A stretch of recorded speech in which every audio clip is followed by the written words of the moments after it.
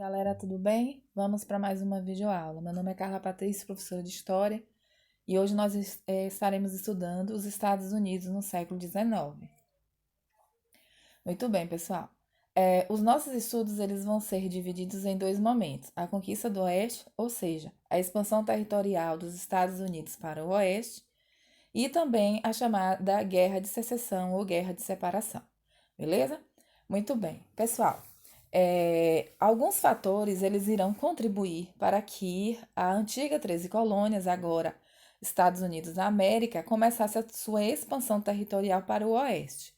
E os fatores são esses aqui: o aumento populacional, 3,5 milhões de habitantes em 1776, ano da independência norte-americana, e 7 milhões em 801. Então, a gente está vendo aí o salto de número populacional, então, portanto, vai precisar de mais território. Nós vamos ver também, pessoal, a chegada dos imigrantes europeus. Por quê? Principalmente imigrantes holandeses, franceses e ingleses. A Europa, pessoal, estava uma verdadeira confusão, né? Por conta da era napoleônica. Então, devido às más condições que a população vivia, eles vão começar a migrar para a América em busca de uma vida melhor. Diante disso, os Estados Unidos vão oferecer terras para esses imigrantes de diversas formas, com algumas leis que vão ser criadas que a gente vai ver.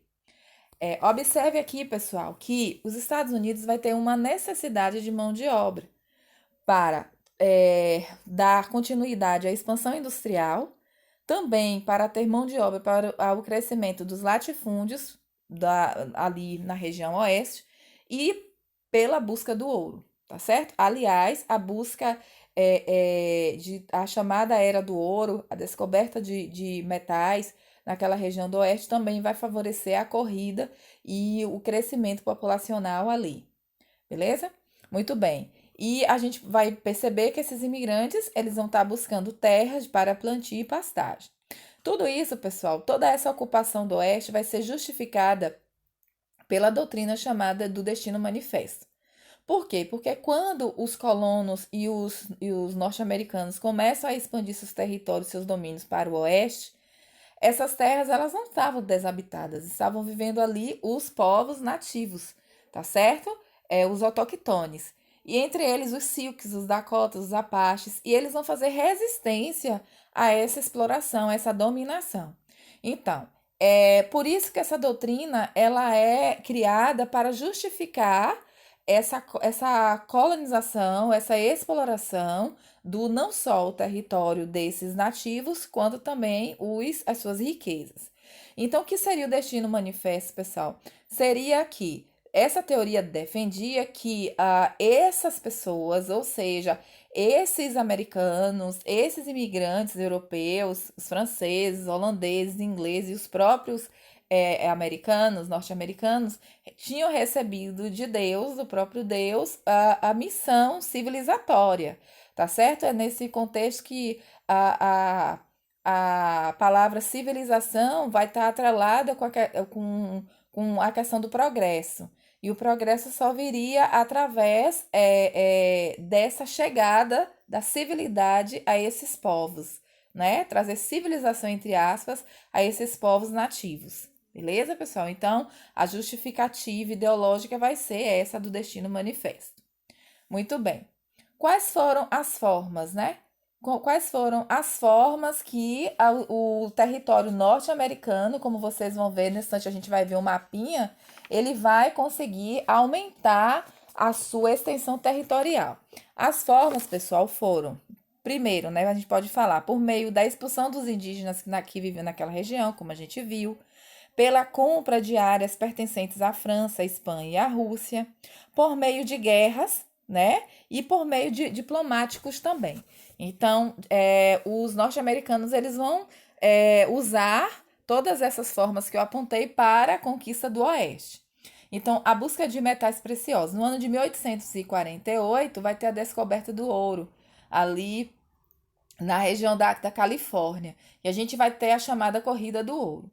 Aí a gente vai ver aqui a compra, por exemplo, da Louisiana, foi comprada da França, a Flórida da Espanha, o Alasca da Rússia, né? E a gente vai ter uma série, por exemplo, através de acordo de diplomacia, a Inglaterra vai ceder a região do Oregon, e nós vamos ter guerras e conflitos com os mexicanos, tá certo? E os Estados Unidos vão conseguir ter êxito nessas guerras, anexando, ou seja, retirando o território que antes pertencia ao México, como o Texas, o Novo México e a Califórnia, tá certo?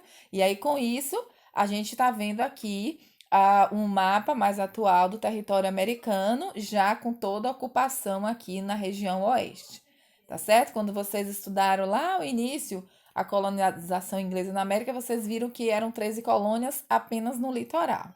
Agora a gente teve essa expansão no oeste. Bom, quais são as consequências dessa expansão? O crescimento demográfico, 9 milhões de habitantes em 1920 pula para 30 milhões em 1860, né? Com toda essa facilitação da imigração. A imigração vai ser incentivada pelo governo com a lei norte-americana, que concedia terras a preços baixíssimos para esses imigrantes.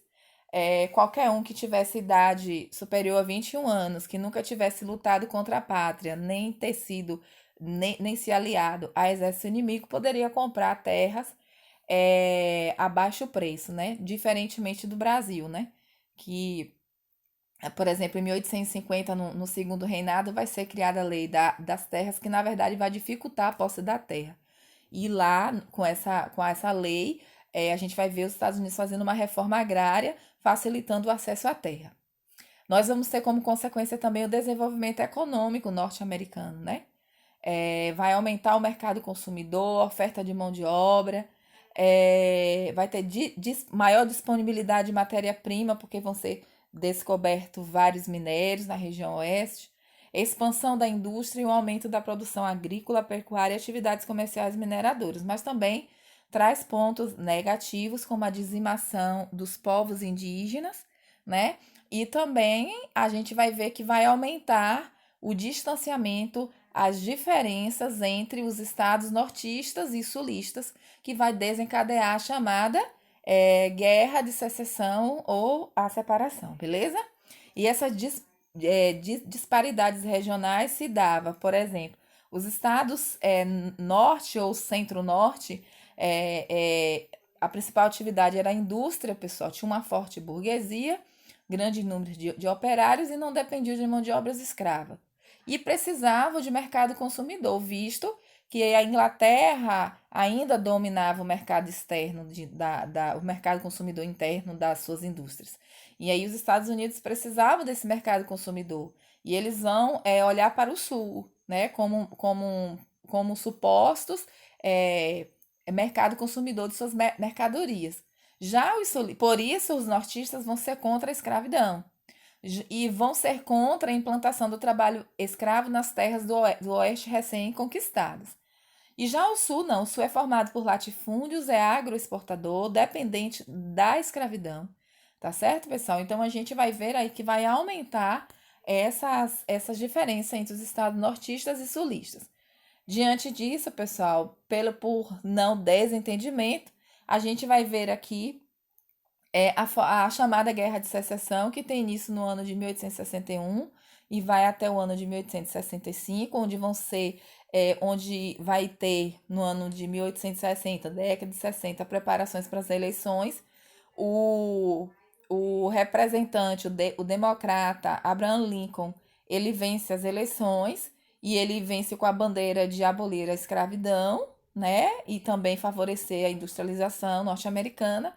E aí os sulistas não vão aceitar esse resultado das eleições, não vão reconhecer o Abraham Lincoln como presidente, tá certo? E vão se autodeclarar confederados e eles vão se separar, eles não vão aceitar a autoridade do Abraham Lincoln.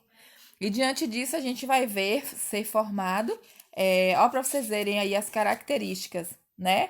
Entre o norte, a política nortista, o partido era o republicano, eles defendiam o protecionismo, ou seja, eles queriam que a América consumisse os produtos industrializados internos e não os vindos da Inglaterra, e vão ser abolicionistas. O Sul, pessoal, a gente vai ter os chamados confederados, eles são democratas, vão defender o livre-cambismo e vão defender o escravismo, porque eles vão depender diretamente da mão de obra escrava, né? Aqui no mapa vocês estão vendo a divisão do mapa entre a divisão do Exército da União e o dos Confederados. O Exército da União, ele vai ser superior ao Exército dos Confederados, tá certo? Aí, como eu falei para vocês, ó, a causa imediata vai ser a eleição de Abraham Lincoln para a presidência em 1860, representando os interesses do quê? Do Norte. Em 1861, os estados do Sul separam-se e formam-se, como eu disse antes, os Estados Confederados. E aí os Estados Unidos vão ter dois presidentes, um presidente do Norte, outro do Sul. Abraham Lincoln, oficialmente presidente, e a gente vai ter Jefferson Davis, que vai representar os Estados Confederados, tá certo? E aí a gente vai ver então o início da chamada Guerra de Secessão. Em 1863, Abraham Lincoln impõe a abolição da escravidão e em 1865 a derrota do Sul, porque Abraham Lincoln termina sendo assassinado, né? Mesmo vencendo a Guerra de Secessão por um ator. Beleza, pessoal? Quais foram as consequências da Guerra de Secessão? 600 mil mortos. A gente vai ter uma supremacia política e econômica dos estados do norte, certo? A gente vai ver um crescimento industrial. Os Estados Unidos já desponta aí como uma potência na América na industrialização. O Sul, mesmo com o fim da escravidão, vai aumentar os movimentos de apartheid, esse movimento de seitas secretas que não aceitava a igualdade racial, como a Ku Klux Klan, certo, pessoal? Esse grupo é racista que vai surgir no sul do país, ou aliás, nos estados do sul em maioria, por não aceitar a igualdade racial e fazer a vida desses negros que viviam no sul um verdadeiro inferno. E não só dos negros, como, entre aspas, eles chamavam os amigos dos negros. Beleza, pessoal? Muito bem. Esse foi o nosso assunto de hoje. Estudem direitinho. Um beijo e até mais.